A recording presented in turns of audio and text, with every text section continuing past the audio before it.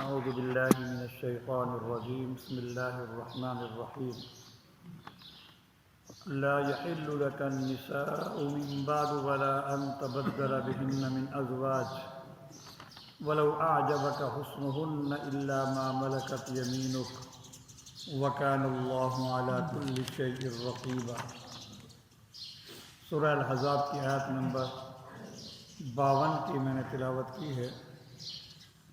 اس میں بھی ایک خاص حکم جو نبی کریم صلی اللہ علیہ وسلم کے ساتھ خاص ہے اس کو بیان فرما رہے ہیں۔ چند رکوع پہلے ہم نے ایک واقعہ پڑھا تھا کہ جب ازواج مطہرات نے رضی اللہ تعالی عنہن نے نان و نفقہ میں بڑھوتری کا اور اضافے کا مطالبہ کیا تو اللہ تبارک و تعالی نے انہیں اختیار دیا تھا، جس کو آیت تخییر کہتے ہیں۔ اس میں یہ تھا، اے نبی کی بیویوں، اے نبی آپ اپنی ازواج مطہرات سے یہ کہہ دو، اگر تم دنیا کی زندگی اور اس کی زیب و زینت چاہتی ہو تو آؤ، میں تمہیں سامان دیتا ہوں اور تمہیں فارغ کر دوں، اور اگر تم اللہ اور اس کے رسول کو اور آخرت کے گھر کو چاہتی ہو تو اللہ تبارک و تعالیٰ نے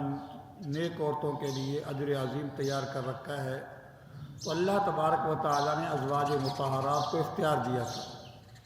تو تمام ازواج مطہرات نے اللہ اور اس کے رسول کو پسند کیا اور اختیار کیا، اور اپنے نان و نفقہ کے اندر جو اضافے کا مطالبہ کیا تھا اس سے پیچھے ہٹ گئی۔ تو اللہ تبارک و تعالیٰ نے ان کو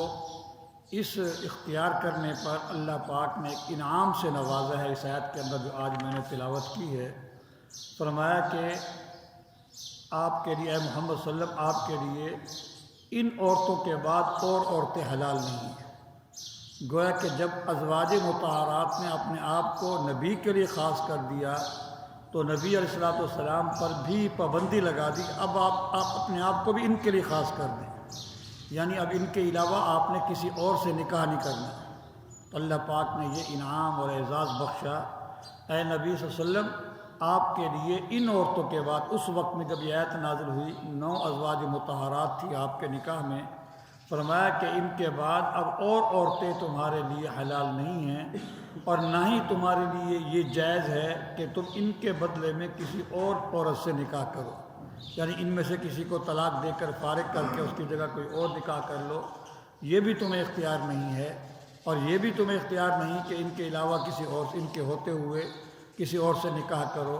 تو لا یحل لک النساء من بعد ولا ان تبدل بهن من ازواج، آپ کے لیے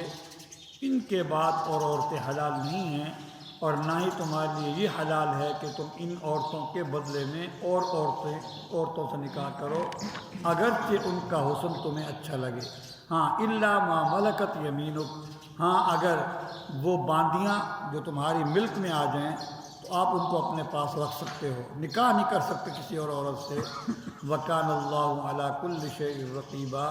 اللہ تبارک و تعالی ہر چیز پر نگران ہیں۔ وہ انہوں نے آپ کو یہ حکم دیا ہے تو اس چیز کے بھی وہ نگران ہیں، آپ نے اس پر عمل کرنا ہے۔ تو یہ ازواج مطہرات کے لیے بہت بڑا اعزاز ہے کہ اللہ تبارک و تعالی نے نبی علیہ الصلوۃ والسلام کو ان ازواج مطہرات کے لیے خاص کر دیا۔